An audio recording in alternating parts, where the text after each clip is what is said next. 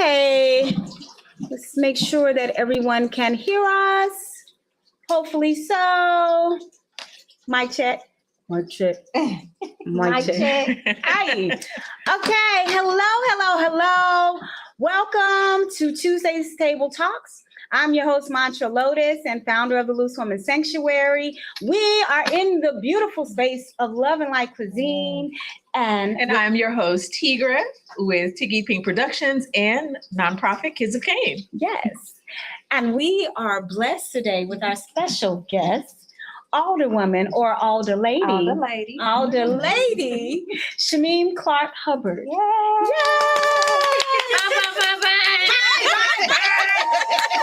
Right, we've been wanting to get her on for the longest, but you know how it is. Being so busy and doing so much for the community, getting out there in the streets, doing everything that you need to do, which you have been, and we're humbled and honored to have you. I'm humbled and honored to be here. I appreciate y'all working with my schedule. Oh, we appreciate you being here in the midst of the season, election the real season. Yes. 14 days away from election. Yes. And we know how it's going, don't we? Mm-hmm. Yes. We know how it's going and we know how it's going in. That's right. That's it, y'all. Right. That is Woo! And we're still in Women's History Month, too. Yes, we are. That's exactly. You know what?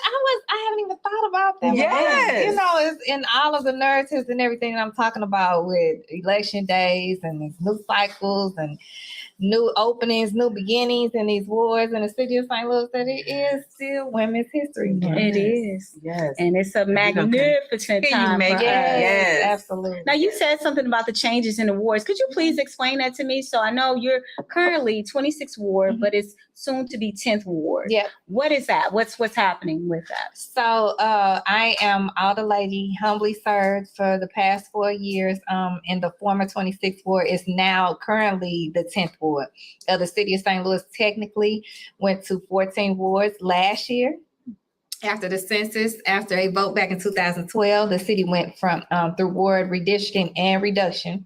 So we went from 28 wards to 14 wards. And so now it's the time that we catch up with it, right? Because we had that period in between where we technically had 14 wards, but we still had 28 or so aldermen. And so now the entire board of aldermen is running. We just had the primary on March 7th. I ran again for re-election in the 10th and won. And now we are gearing up. We are 2 weeks. Thank you. We are 2 weeks away from the general.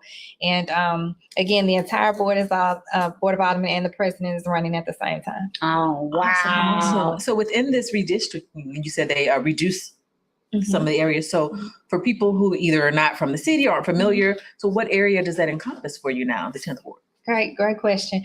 And I'll say before we go past that, they reduced the number of wards, but not the areas. The areas increased, right? Nice. So, and some of our wards went from 2 to almost 3 times the size of their old wards, just depending on because geographically and through the numbers from the census, we had to get up to the same amount of people in each ward. And so, in some of our wards, there's challenges with the ways that we've had moving and displacement and things of that nature. So some of the wards got bigger. The 10th Ward, for example, has 8 amazing neighborhoods: White Down Skinker to Bolivar Place, West End, Visitation Park, Academy Sherman Park, Lewis Place, and Fountain Park. These are 8 amazing neighborhoods. Yes. I've been saying it the whole time, and I say the 8 neighborhoods plus you and me equals the power of 10. Yes. So it's bigger. It's definitely bigger than the former 26th Ward. It also encompasses the entire Forest Park, which is going to be an amazing experience and an amazing example we can set to work together in neighborhoods that have been systemically and over the years divided, right? Being able to come together and work together. But we're up for the challenge. It's amazing. It's a lot of good people in the 10th Ward that are ready to work together collectively to move the ward forward. And I'm excited about it. I'm so excited. Can you tell how excited? Yeah, as you should be. So what are the plans? Like what are some of the plans that what are your plans to move it forward? The first plan is for us, just as I said, is to come together, right? I mean, so I sit on the legislation committee down at the Board of Aldermen, and I heard the conversations. We had public meetings, public testimony, and to be frank, there were some people that still to this day might not feel like these wards should have been connected. These neighborhoods rather should have been connected. And so making sure that we work past that, creating the unity in the ward, the synergy in the ward to move it forward, making sure that anything that we bring to the 10th ward is equitable, as well as working together to fight anti-displacement, because we know, that those are the type of things that come when you're working in spaces like this.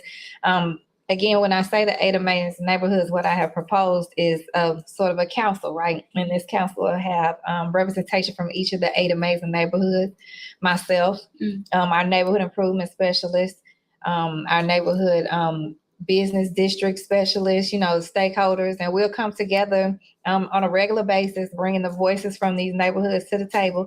And I think we're going to set the example here in what'll be the new corridor, right? Because the South Side is doing good, right? In so many places of the South Side, they're doing good. And then that North Corridor, we know they booming, right? And the North Corridor. So it's time for us to now move north. There's nothing else really for us to do but to move north, and we'll be first right there in line and ready. Wow, I'm excited. I'm very excited. As someone who grew up in the city, I'm just excited to see, because I've seen, how it went down, and I just feel that energy of it coming back to where it should be. So I cannot wait to see what happens in our city. Right. And you said Fountain Park. We having a house in Fountain Park, so we'll be moving there soon. So let me find out. I'm gonna be your other lady too. Yeah, she's gonna be my other lady, baby. And I got plans. Okay, a lot of stuff I want to do. That Fountain Park neighborhood. Oh my God. Yes. Beautiful, those homes over there. Very historical, a lot of history. Their architecture is irreplaceable. Yes. So, thank you for choosing, the commitment to the city and the people that people, I don't take it for granted, not for a second, that it is a choice to live.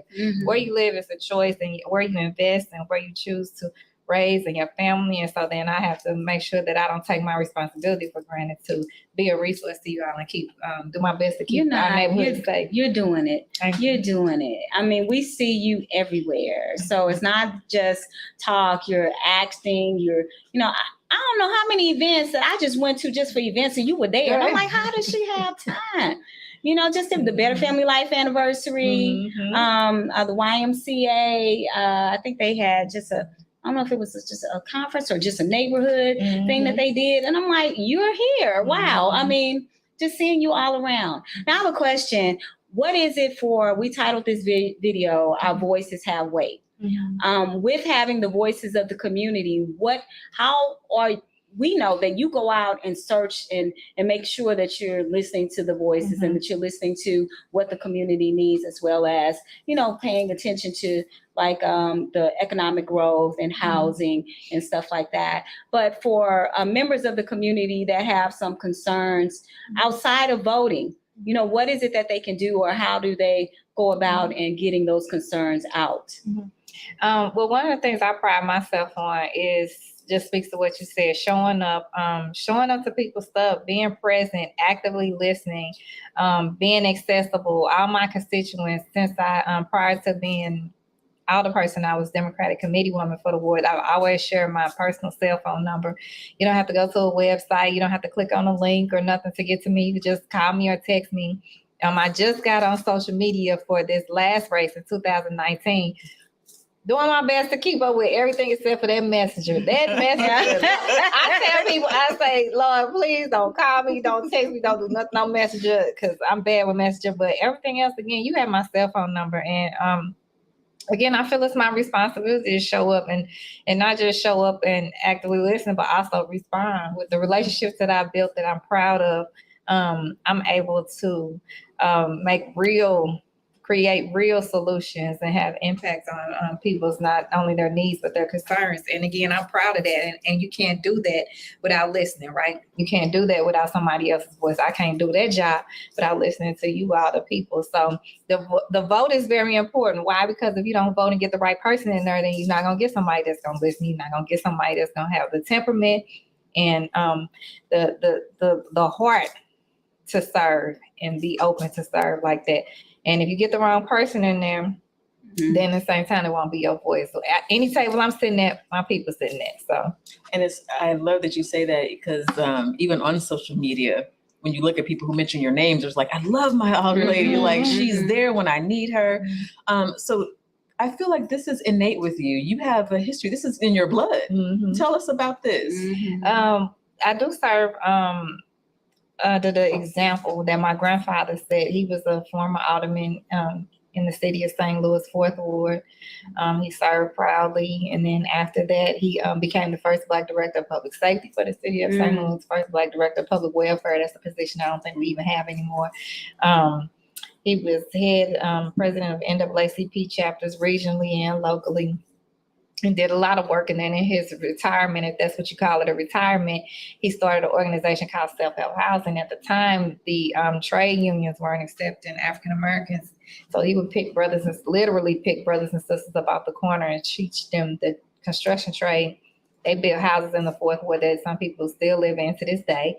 And so, again, that was an example that I saw growing up and was set. And I just always had it in my heart to serve, even as an entrepreneur, whatever capacity I was in, I always felt good giving back. And so when you continue to move up and escalate in your service, then you have more access to resources. And that's ultimately what I got in it for, to advocate on behalf of our people, our communities, and to access resources and bring them back to the community. It seems like you have not just that, but like a passion and strong ethics too. You know, it's a lot of people, what do they call it? Like name slinging and all that, you know, and you just seem so, not seem, but you're just so fair and positive. How do you keep on track with your morals in what people normally see as a corrupt field with politics?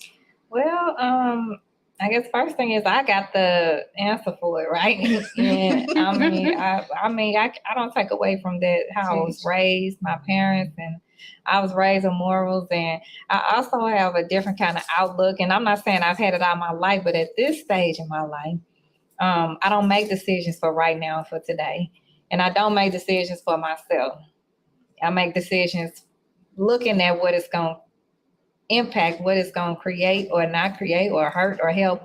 And I also always make decisions on the greater good. And so if you keep those kind of things in your forefront, when you get tempted and when you get tested, you know, then you'll have something to fall back on and say that'll trigger like, no, that ain't it. That ain't it. That's those kind of temptations. Now, as it relates to dealing with the slander, you know, and all that stuff comes with it, right?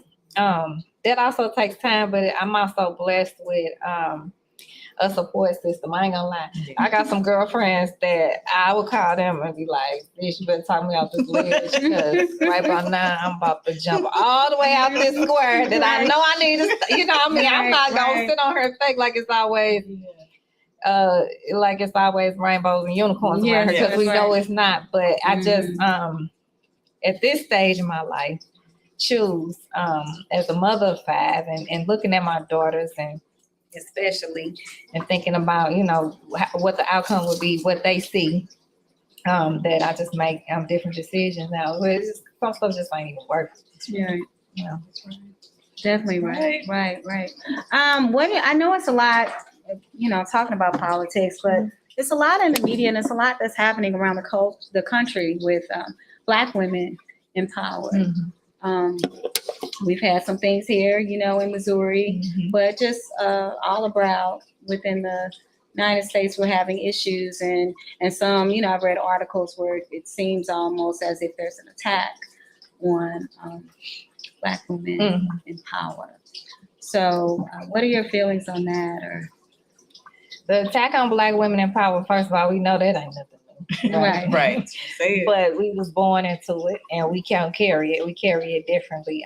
The thing that I choose, again, here talking about choices to do differently, and will always do to the day I die, is not to berate, not to talk bad, not to talk down to my sisters publicly, and even in confidence and private, it's still a mutual, respectful conversation. If we can disagree, and we can be on different sides, and we can still ultimately work together. I personally don't like being around a lot of people that agree with me. I don't like fake cheerleaders. Come on now. I don't like people, hey, you doing everything right, you doing Right. good, you the best. Because I know that's not the case.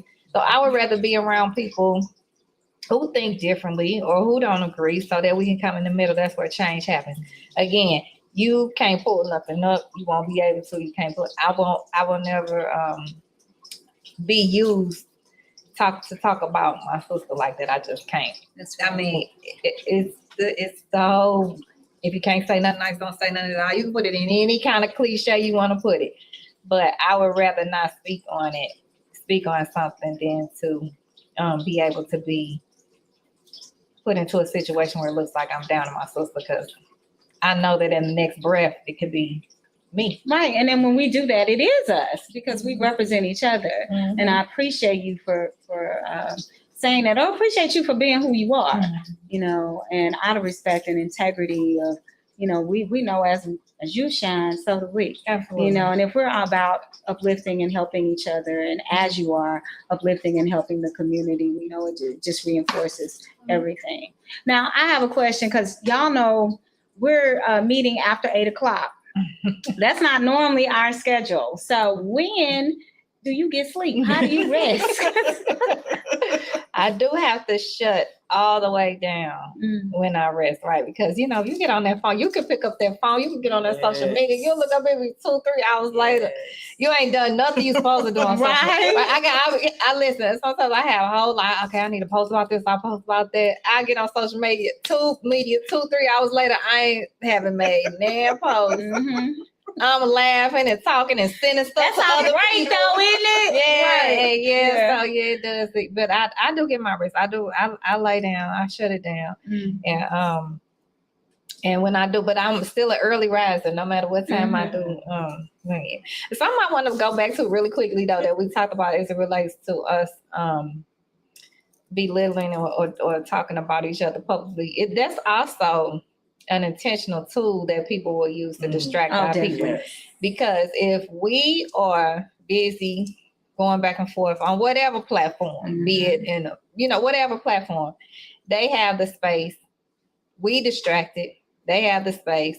It sells on one end, so it's monetizing somebody's win. We look the way we look in it, and somebody else, I promise you, is back here doing something that we gonna miss, that's going over our head because we distracted with this stuff. It's like you gotta keep your head on a swivel with this stuff. And if you busy worried about what them two over there talking about, and they know that, then and they know that when we go against each other, it's that's what it is. Then we lose a lot that way. We so much better together, and they know that too. Right. You know what I'm saying? They know that too. So they want to keep us blind in confusion, what I like to call creative confusion, so that we look up and then we mad still at each other, but want to blame somebody else. Right. It's crazy. I wish more people understood that it's completely off politics, but just thinking of something in the media right now with two Black female celebrities, and it's instead of going after each other in the media, like get out of your own heads, get out of your ego, Right. and realize like if you were working together, you all can make money together, right? I don't understand it, right? Yes. And then I guess like you said, it's just all a form of distraction, Yes. which has taken place. I mean, it's historical within our communities, within while the media outlets are cashing in on it. Exactly. And if we don't realize that, instead of trying to compare and compete and just start joining forces and being together, I mean, it's not, for number one, it doesn't even make sense. We are all individuals. You know, it's no way that I can be exactly like you. Right. So why would I need to compete? You know, there's no way that you can be exactly like me. We all have something to offer, you know, and that's why we're here. So, and then of course they look at it and it's like, oh, see how they act. right, exactly. That part.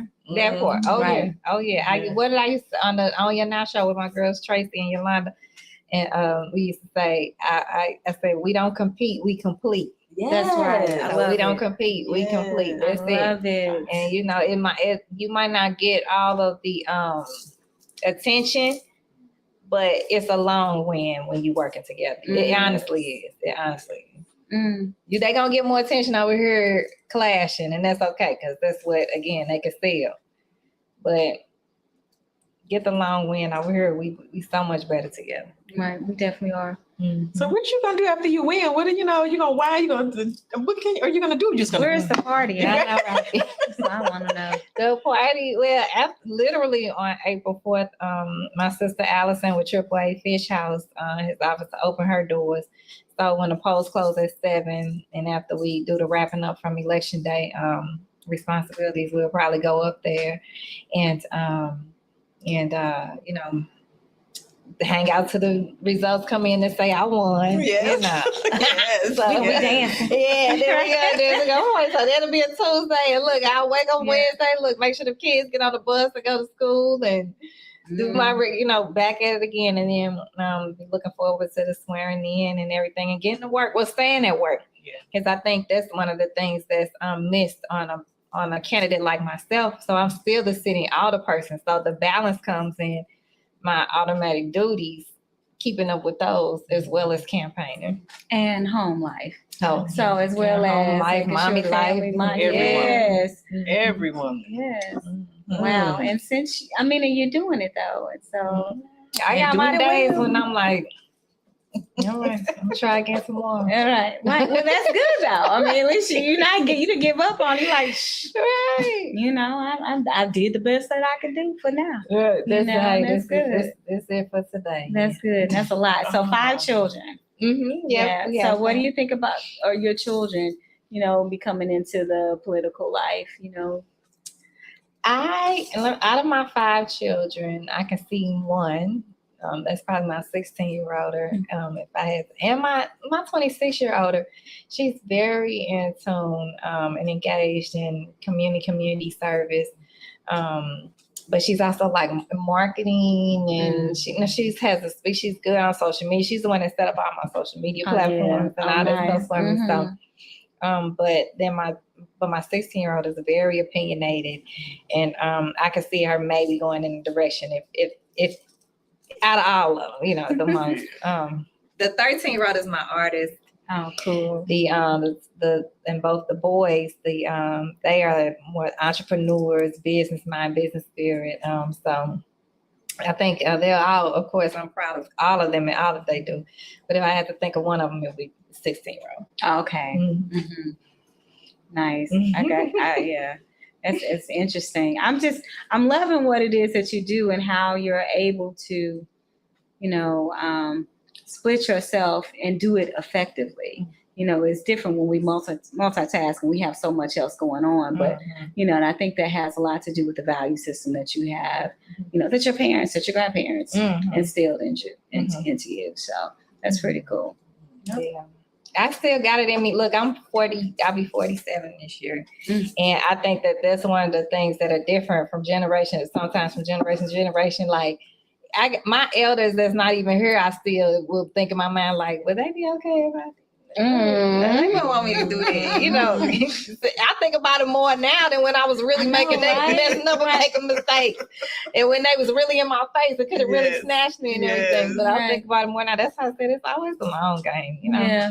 And I just pray that our people see that more, because I think a lot of the things that happen in our communities, people are thinking about something right then and there and an outcome right then and there, and not really thinking it through of the future. Yeah, how it's going to impact generation to generation or the next day, let alone that time, So I know it's precarious in the so in the city of St. Louis, we can like security and I know some people try to avoid the city for whatever reason. And I know you stated that some areas were kind of maybe against the I guess connecting some of the areas. So is it a safety concern, or what are you seeing as far as the city improving on perceived danger, whether it's violence or stealing, which happens everywhere, let's be clear, but you know, there's a stigma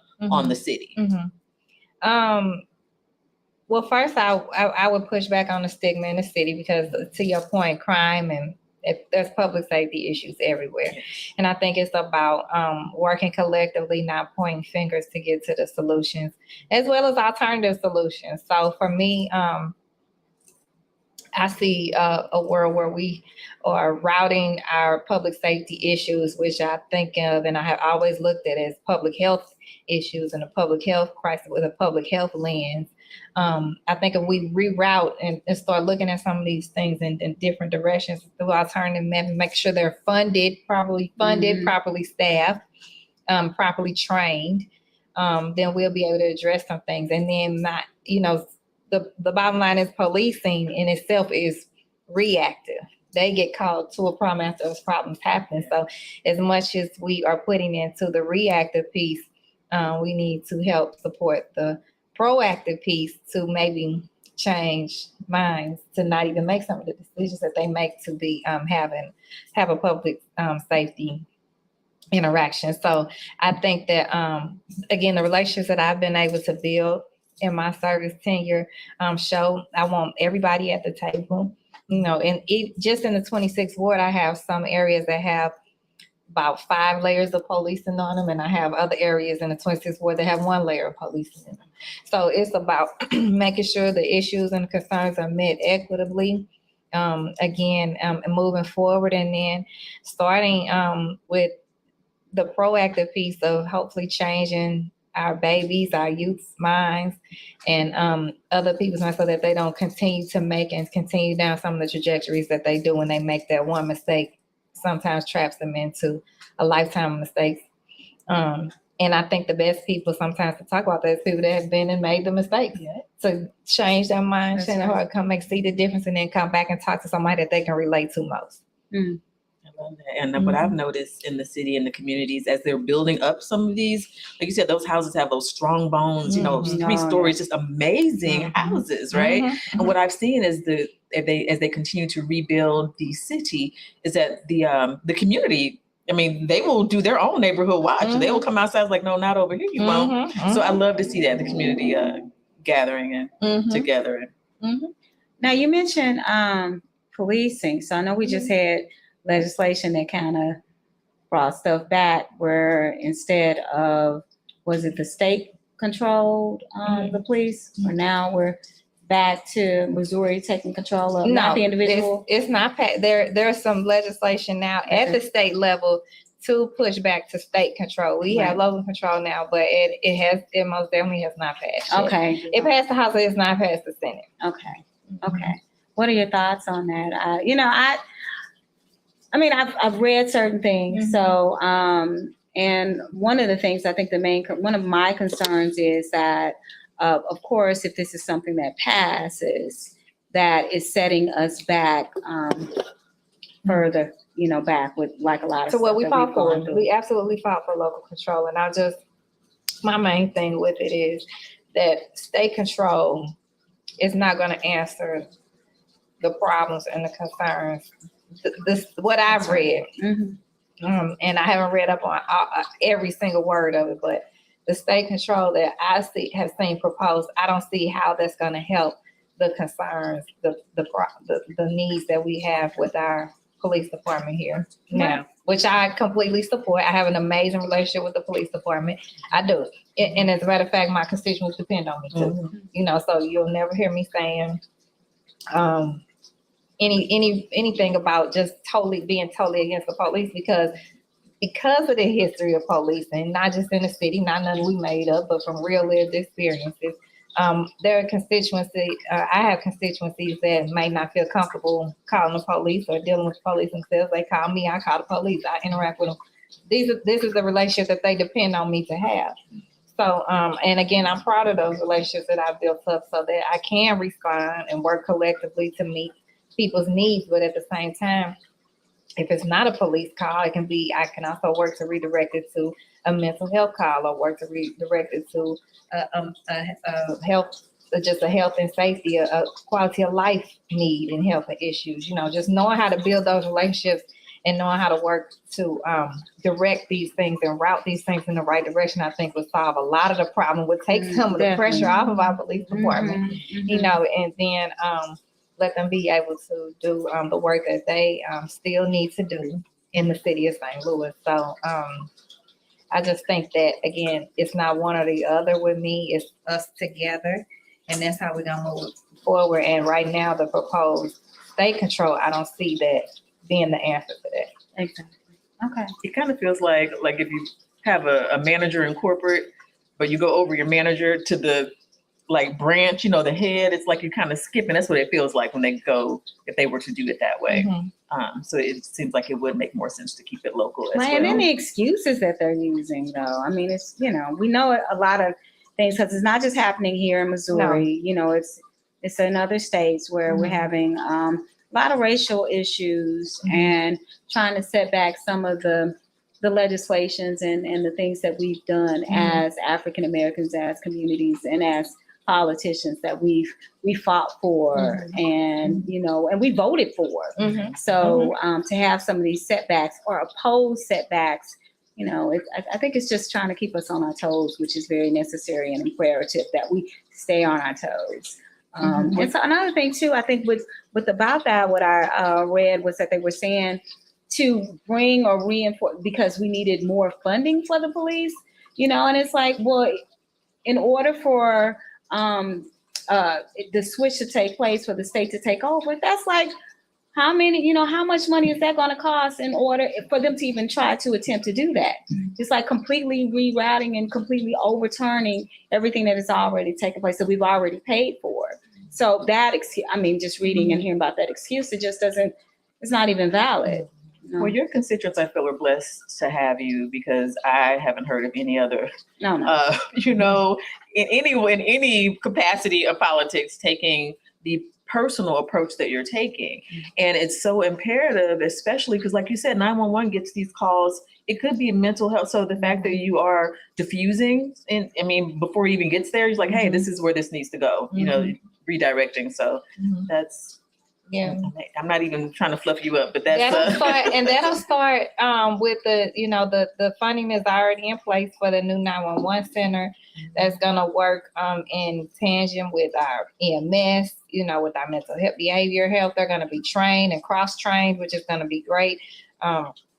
And again, when we have the proper training for our officers on the ground, as well as our 911 dispatchers, as well as the people who, meet the people on the ground, then it'll make all the difference in the world. Because those calls can go the wrong way. Hey, for example, there was a lost boy. We just had a lost child in the ward that just so happened my girlfriend found. And the response was intentionally, okay, don't send a bunch of police over to this baby, a young Black boy. So just being intentional on how we make the difference in this, and having it properly, again, I can't say enough, properly staffed, properly funded, and properly trained are the things that are going to make the difference in that. Beautiful. So what are some of the upcoming things that we should expect in regards to legislation and what we should be looking out to vote for, to rally for, to fundraise for? What should we do as a community to support you and support, what it is that you're standing for? I'm glad you said that, because I want to, that just made me think about something at the state level, right? And how we talk about when you said it feels like you're usurping or going over somebody. I think the reason that we mostly feel like that is because we have maybe I'll count on one hand, our representation in the state house for the city. Like at the House level, and then at the Senate level, there's two, out of minority, right? And so what they would need up there at the state level is our voices. Speaking of how our voices matter, making sure we get up there and help fight with them for us, right? And so then down here at the local level, which matters, even more, make sure that you are following these candidates. I told you the entire Board of Aldermen is running. That's 14 aldermen and the president of the Board of Aldermen. Our new president, President Green, is running unopposed. So she's going to be our president of the Board of Aldermen for the next 4 years. Got to work with her, and got to support her. And then work together collectively with the 14 as much as we can. Again, nobody's going to be skipping rope and running under rainbows down there. But we got to be able to work together to get things done for the greater good. So I would just say, we got 2 weeks out here. Make sure you vote. You can vote tomorrow. I'm not sure if this is live. Yes, it's live. Right. So early voting started today. So some people voted today. I got texts today of people saying, I voted for you, sis. Keep going. I voted for you. Let's go. And so it started today. There's 4 voting centers, and you can go onto the Board of Elections website. There's 4 voting centers and the Board of Elections downtown. You can go vote. Go vote for your candidates. There's some other issues on the ballot as well. Make sure you study your ballot, vote all the way down ballot. And I like to always say, do not wait till you're walking into the polls to get that little green piece of paper that could have anything on it. The people could print anything on these little green pieces of paper and say it's the official ballot, and all this nonsense. Just know how you're going to vote when you're parking. When you park in your car and walking in, know how you're going to vote. And then you make the decision if you want to take that stuff or not. And then you make your vote count, and then you follow up and support your candidates the way they're going to need it, because it's going to be a lot of work, but we are in a time that should give you the most hope ever. We have some people that's in place now more than ever to make change, real sustainable change happen in the city of St. Louis. And we have funding in place, to make real sustainable change in the city of St. Louis. So now more than ever is the time to engage. I love it. So for those, and I know so many are not politically inclined. They don't know, to kind of go in blind and just like any, mini, money, mo. Or please don't do that. Yes. So what do you have to say to people to where can they go to research like what's on, what's at stake? And League of Women Voters has a really good nonpartisan, non-partial website that'll show you all of the candidates, all the ballot initiatives, all the issues, right? The Board of Elections now, with one of the things they're doing that I love is when they send you out your voting card in the city. I'm not sure about in the county, but in the city, they on the back of it has what your ballot is going to look, what you're going to be voting for on your ballot. Again, giving you time, and it's a QRL code where you can pull it down and see everything. Everybody has a cell phone, Right. There's no excuses about you got a cell phone, just pull it up and study and see what you're going to do and make up your mind and make real educated decisions on how you're going to vote on behalf of, I can't say it enough, the greater good of the city. That's right. And again, the time is now to do that and then set the example, because when your children, take your children when you go vote so that they see it. I mean, I grew up watching people fight to vote, right? Fighting for their vote. So for me, I don't take it for granted. I vote for the dog catch if I have to. I vote in every election, but I know that everybody's not engaged like that. And I'm telling you, every election matters. This one matters. Next year is going to be some major elections again in the city of St. Louis. So, the time is now more than ever. And ultimately, if you are just not comfortable going on there and seeing stuff yourself, get in contact with me. This is what I do. I would love to get on the phone. I would love to talk to you. I would love to get together with a small group and tell you about the different issues, the different things on the ballot. And it don't have to just necessarily be about myself. If I had the time, I'll tell you, we can talk about anything else that's going on too. But I just want you to educate yourself and make your own decision, and don't let anybody take your vote for granted.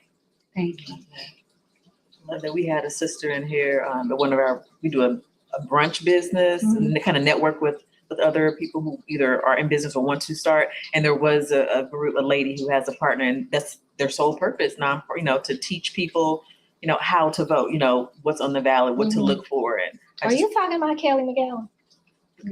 Was that her name? No, I don't think that's. Oh, that sounds like Kelly Okay. McGowan. Because I was like, Okay. this sister right there, that's what she does too. And I looked at her and Shabana, and they got the Hood Talks podcast, and now they have Transformed 341. Yeah, That might be her. that might be. I'm But not I sure. just We'll love have to that. look. Yeah. Yes. But well, if it's not them, I'm gonna shout them out. Yes, please. I And love then it. I want to know who these sisters are too, Right. because again, they can reach people that I might not necessarily reach, because people do have their stigmas, they do have their mindset on what they think a politician is or not, and so I lean into sisters like who you're speaking of, and the sisters I mentioned, because they have their platforms and their networks that they can speak to and reach people that'll block me, but can get to them. And what I love most about them is that they stand on the facts and not their own opinions. That's right. And that is what we need most. Love it. Definitely. Yes, we do.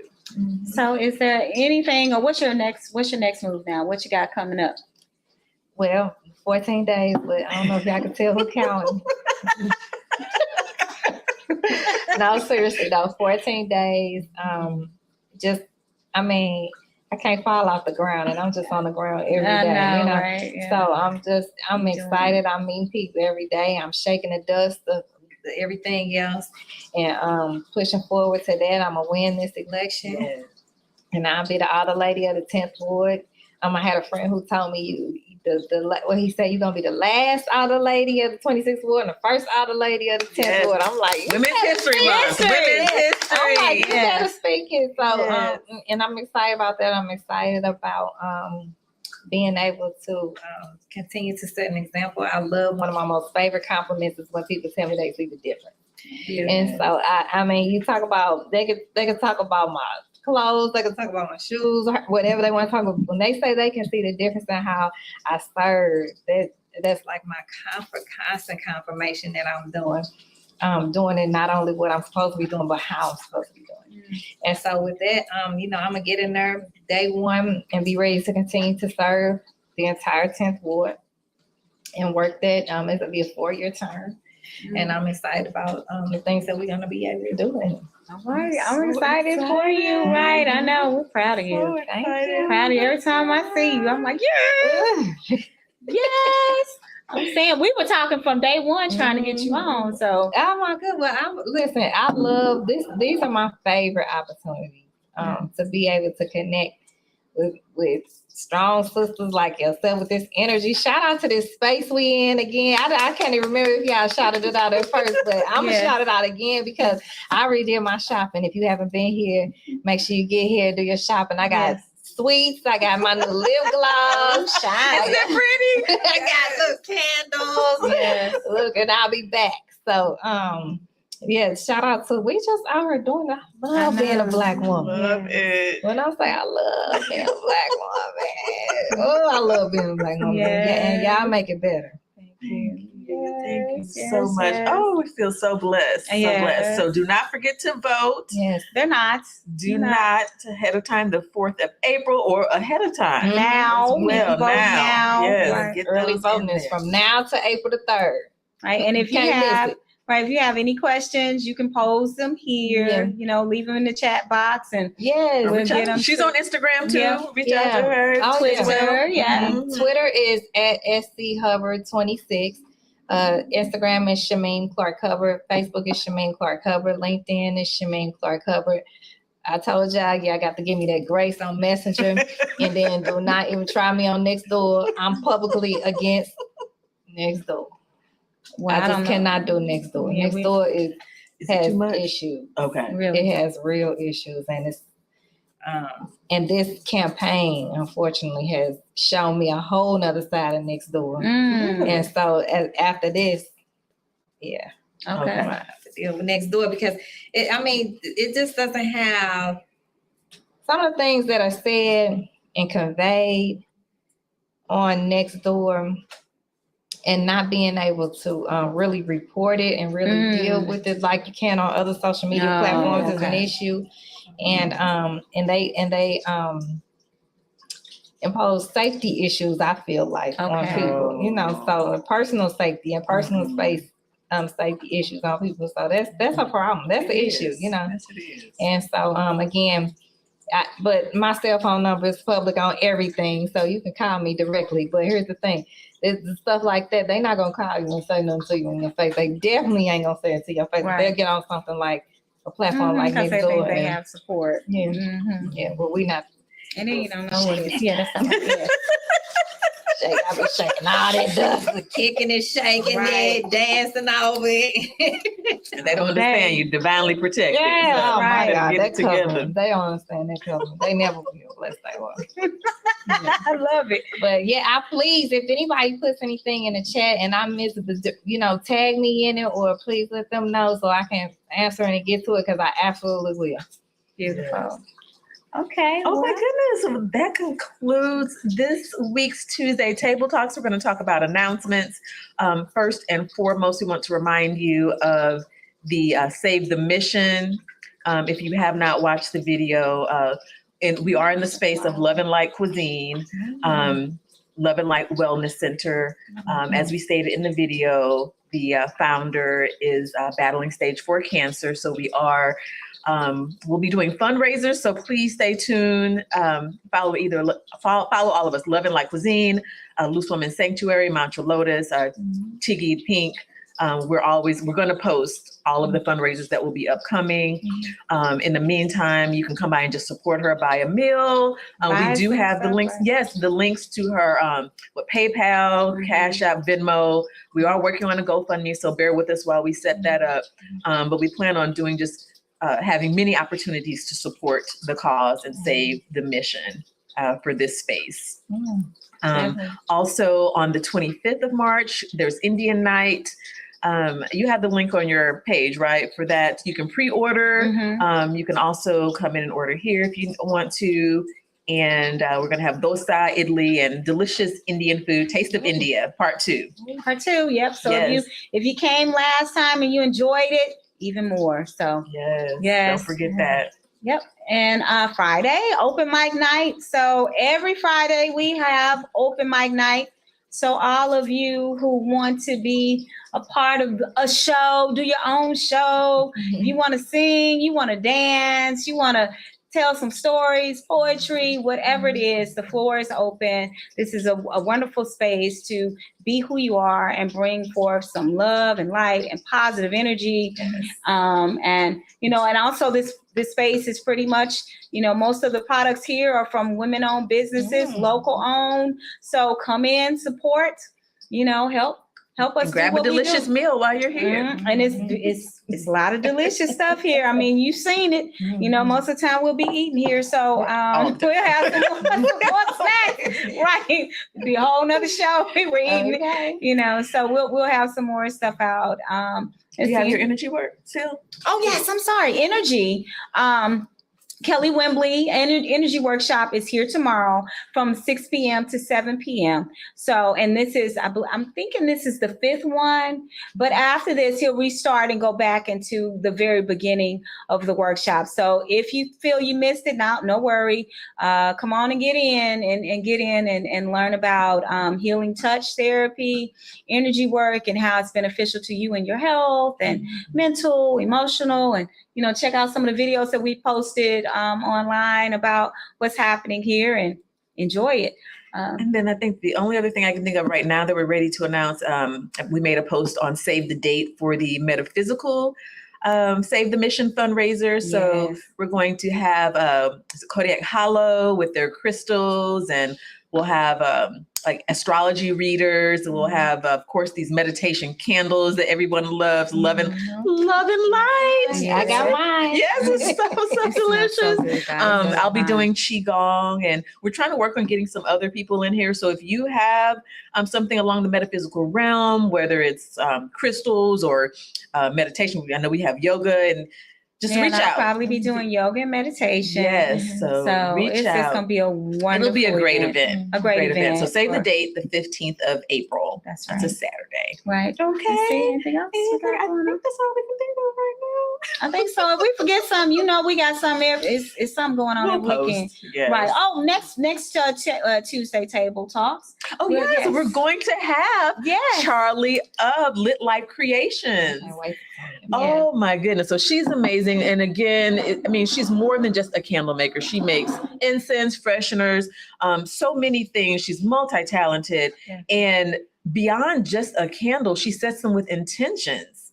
So, each candle comes with like crystals and, I'm always gushing on her candles, crystals, flowers. And it's just the very intentional candles and products. And so I can't wait. We'll get into not just the products, but more into the magic behind it and meditation and things like that. So it'll be a very good show. Good energy, more good energy. Yes. What time is she on? She's at 4. 4 o'clock. Mhm. Okay, 4 so o'clock Central. 4 p.m. So we'll be back a little bit earlier on Tuesday. I'm sorry to make It's okay. No, you good. I'm just saying I've had a lot of energy help this evening. So so I'm glad we were able to get through this. So we're good. So we will see you all Tuesday. Love and light. Love and light. Thank you all so much for Thank you. coming. This was so nice. It was right on time. Thank you.